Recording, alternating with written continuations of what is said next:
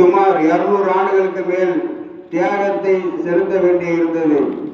நபியே, வரலாறுகளை மக்களுக்கு சொல்லுங்கள், ஏனென்றால் அவர்கள் சிந்திப்பதற்காக என்று திருக்குர்ஆன் சொல்கிறது.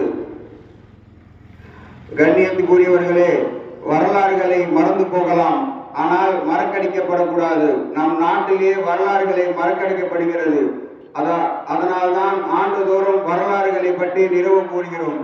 வெறும் 47-50 ஆண்டுகளாக மட்டும் இந்த சுதந்திர போராட்டம் நடக்கவில்லை, 200 ஆண்டுகளாக நடந்து கொண்டிருக்கிறது.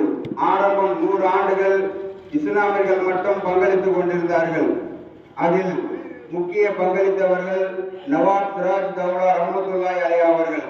தியாகத்தின் பலன், தியாகத்தின் கூலி. அவர்களுடைய தலை ஆங்கிலேயர்களால் துண்டிக்கப்பட்டு மக்களுக்கு மத்தியில் பொருட்காட்சியாக வைக்கப்பட்டது. இந்தியாவில் பிரதமர் ஜவஹர்லால் நேரு ஆகஸ்ட் 15ஆம் தேதி சொன்னார், உலகமெல்லாம் உறங்கிக் கொண்டிருக்கிறது, ஆனால் இந்தியா மட்டும் விழித்துக் கொண்டு.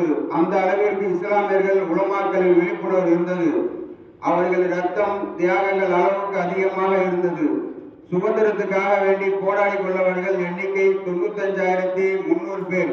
அதில் இஸ்லாமியர்கள் மட்டும் 61,395 பேர் உயிர் தியாகம் செய்தவர்கள். இஸ்லாமியர்கள் தானாக சுதந்திர போராட்டத்தில் ஈடுபட்டதற்காக காரணம் இது. சமுதாய ரீதியாகவோ இஸ்லாம் யாருக்கும் யாரும் அடிமையாக இருப்பதை விரும்பாது. கண்ணியத்துக்குரியவர்களே, ஆண்டுதோறும் சுதந்திர தினத்தன்று நாட்டு பிரதமர் செங்கோட்டையில் கொடியேற்றுவார். சுதந்திர தினம் என்பது தியாகங்களை போற்றும் நாள், நம் இந்தியா பெருமை கொள்ளும் நாள். ஒன்றுபட்டால் உண்டு வாழ்வு என்பதற்கு ஏற்ப நம் அனைவரும் இந்திரிகளை என்று ஒற்றுமை உணர்வோடு வாழ்வோம். சுதந்திர இந்தியாவின் வளர்ச்சிக்காக நாம் ஒன்றுபட்டு பாடுபடுவோம். இஸ்லாமியர்கள் செய்த தியாகத்தை மறக்காமலும் மறக்கடிக்கப்படாமலும் பாதுகாப்போம் என்று வாழ்த்துக்களை கூறி விடைபெறுகிறேன். அஸ்ஸலாமு அலைக்கும்.